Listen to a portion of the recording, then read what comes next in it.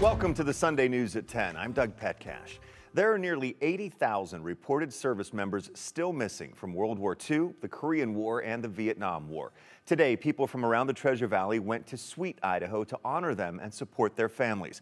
It was part of the Boise Valley POW MIA's 16th annual Sweet Ride fundraiser. Our Tristan Lewis got to check out the event, and he joins us now. Tristan, how close to home does this hit for Idaho? Doug, according to Boise Valley POW MIA Corporation, there are 326 service members from World War II, 27 from the Korean War, and 8 from the Vietnam War who never came home to Idaho. Our local POW MIA chapter is pushing to get their family members support and closure. They're also working to educate new generations of who they are. Make sure that our unreturned veterans get home from World War II, Korea, and Vietnam. And in 2022, that continues to be the goal for Boise Valley POW MIA Corporation. It's a cause that won't go away. These days, Executive Director Ralph Kramer says it's also become about keeping the history of those prisoners of war and missing in action alive. We're in the business of awareness. He says these stories touch a lot of people in the Treasure Valley. We have family members that are vets. We have significant others that are vets. We want to make sure that they're not forgotten. It certainly hits close to home for Kramer. I'm retired Air Force. Part of Kramer's duty was to load up planes.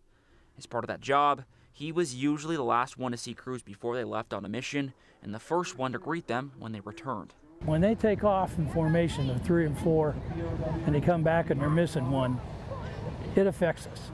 Now the Boise Valley Chapter and other agencies around the country work to support families of those who are missing. That's why this group puts on events like Sunday Sweet Ride, where proceeds go to the National League of POW MIA Families. And I got to meet the families.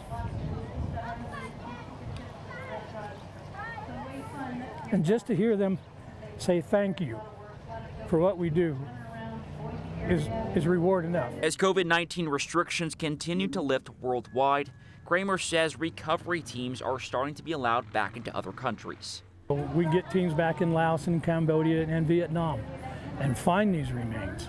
While that goes on nationally and overseas, Kramer says he'll keep spreading awareness and support locally.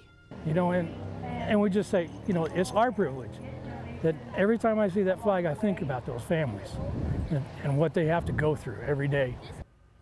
And so far this year, the Defense POW MIA counting agency has been able to identify 17 service members around the U.S. who had been missing, and all 17 families have been notified. Doug? And Tristan, can families of missing service members add to the database? Well, Doug, families that know they have a relative who was missing in action or prisoner of war are asked to reach out to help the process of identifying remains that are unaccounted for, and DNA will be collected and those tested against those remaining remains. Hopefully they can find matches and let those families have the answers they've been looking for so long. Tristan, thank you.